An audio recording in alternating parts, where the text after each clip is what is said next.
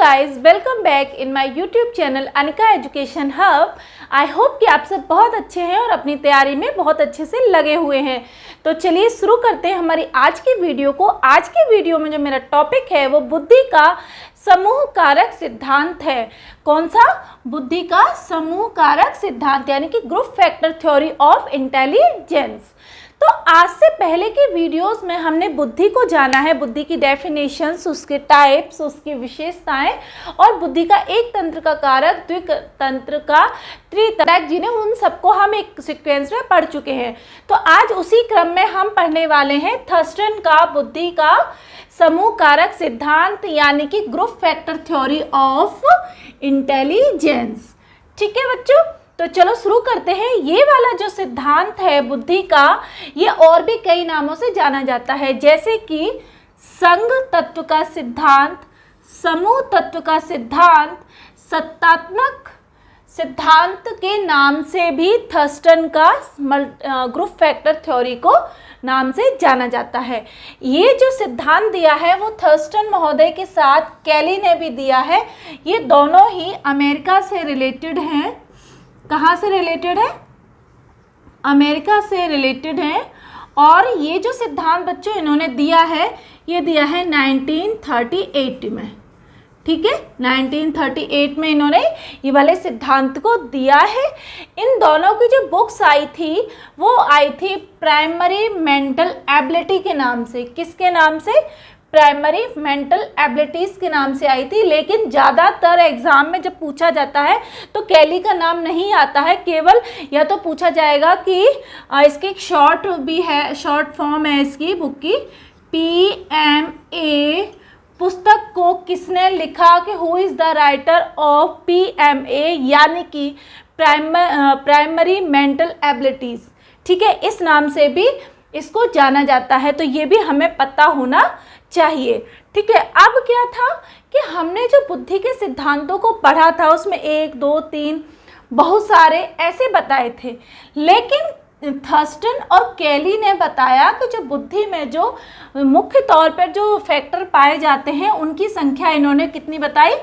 14 बताई। कितनी बताई बच्चों? 14।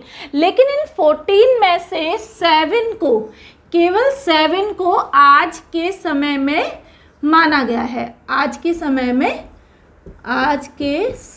में माना गया है। ठीक है, अब ये क्या बोल रहे हैं कि ये जो 7 टाइप्स हैं बुद्धि के, इन्हीं 7 टाइप से मिलकर के हमारी बुद्धि का निर्माण होता है। जैसे इन्होंने बताया कि जो पहली जो योग्यता होती है वो किसी बच्चे में, वो होती है आपकी शाब्दिक एबिलिटी के नाम से, वर्बल एबिलिटी के नाम से जानी जाती है।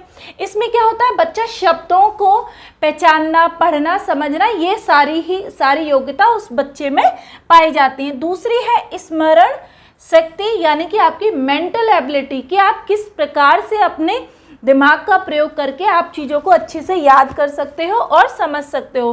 तीसरा इन्होंने बताया कि अंक योग्यता, यानी कि नंबर एबिलिटी, कि आप कितनी संख्याओं के ग्रुप्स को या कितनी संख्याओं तक आप अपने स्मरण शक्ति में रख सकते हो, बुद्धि में रख सकते हो।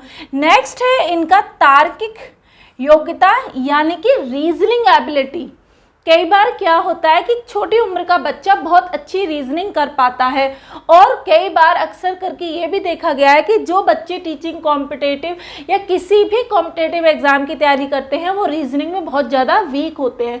तो ये उनकी बुद्धि पर निर्भर करता है। फिर नेक्स्ट है इनकी वाक्य योग्यता, यानी कि वर्ड एबिलिटी, कि आप किस प्रकार के शब्दों का चयन कर पा रहे हो, कि आप सामने वाले को अपनी बातों का प्रभाव डाल पा रहे हो, या बच्चे की बातों से शिक्षक किस प्रकार से प्रभावित हो रहा है। ठीक है, नेक्स्ट है इसका प्रत्यक्षात्मक शक्ति, यानी कि परसेप्चुअल आपकी क्या एबिलिटी, कि आप चीज़ों को कितना फोकस रूप से आप देख पा रहे हो, कितनी अवधारणात्मक रूप से आप उनको समझ पाते हो। लास्ट है आपका वस्तु प्रेक्षण योग्यता, यानी कि स्पेशलाइज आप किस चीज़ में हो, कौन सा ऐसा सब्जेक्ट, भाषा, वस्तु क्या ऐसा है जिसमें आप एकदम से विषय पर अपना फोकस कर पाते हो। तो इन सातों जो योग्यता हैं, जो फैक्टर हैं, वो थर्स्टन और कैली ने बताए थे 14। उन 14 में से ये 7 जो हैं, इन 7 को माना गया है, जिन्हें हमने लिख लिया। अब इसका क्या रोल है हमारी बुद्धि में, अब आप देखिए, जैसे कि वी हमारा शाब्दिक योग्यता, ये कौन सा कार्य करता है, मानसिक कार्य करता है, आपका मानसिक कार्य का है, ठीक है। नेक्स्ट है आपकी स्मरण शक्ति, मेंटल एबिलिटी, ये भी किसका काम है, मानसिक योग्यता का कार्य है या मानसिक कार्य है, ठीक है, मानसिक कार्य है। नेक्स्ट है बच्चों आपका अंक योग्यता, ये भी नंबर का, ये भी आपका दिमाग से ही काम होगा, बुद्धि से ही काम होगा, मानसिक कार्य है। नेक्स्ट है आपका तार्किक योग्यता, रीजनिंग, रीजनिंग भी अगर आप करोगे तो ये भी आपका कैसा है, एक मानसिक कार्य है, मानसिक कार्य है आपका, ठीक है। नेक्स्ट है आपका तार्किक, रीजनिंग हो गया। वाक योग्यता, वर्ड कि आप शब्दों को किस प्रकार से लिख पा रहे हो। नेक्स्ट है आपकी प्रत्यक्षणात्मक शक्ति, यानी कि आप शब्दों को किस प्रकार से अपने दिमाग में बिठा पाते हो, कि अवधारणा किस प्रकार की है। नेक्स्ट है वस्तु प्रेषण योग्यता, यानी कि आप किस चीज़ में स्पेसिफिक कार्य करते हो। तो ये बच्चों जितने भी कार्य हैं, ये सब क्या है, हमारे मानसिक कार्य हैं, ये कोई भी कार्य हमारा शारीरिक कार्य नहीं है, ठीक है। तो इन सारे ही मानसिक कार्यों को जब हम जोड़ते हैं किसी क्रम में, तो किसका निर्माण होता है, बुद्धि का निर्माण होता है। कैसे, देखिए आप मेरे साथ, V यहाँ लिखते हैं, V plus M plus N plus R plus W plus P plus S equal to हमारा क्या बन गया बच्चों, इंटेलिजेंस। हमारी क्या बन गया, बुद्धि बन गई हमारी, ठीक है। तो ये वाली बात थर्स्टन और कैली महोदय ने बताई कि जो हमारी बुद्धि है उसमें एक फैक्टर, 2 फैक्टर, 3 फैक्टर, बहुत सारे फैक्टर ना होकर के बुद्धि में एक समूह के रूप में फैक्टर्स पाए जाते हैं, एक ग्रुप में फैक्टर पाए जाते हैं। इसीलिए थर्स्टन का जो ये बुद्धि का जो सिद्धांत है वो मोस्ट इम्पोर्टेंट है और हर बार एग्जाम में पूछा ही जाता है। तो इसके ये जो 7 टाइप्स हैं ये आपको अच्छे से पता होने चाहिए। मैंने इनके नाम भी लिखे हैं और शॉर्ट फॉर्म भी लिखा है कि इन सारे ही शब्दों को मिलने के बाद हमारा किस चीज़ का निर्माण हो रहा है, बुद्धि का निर्माण हो रहा है।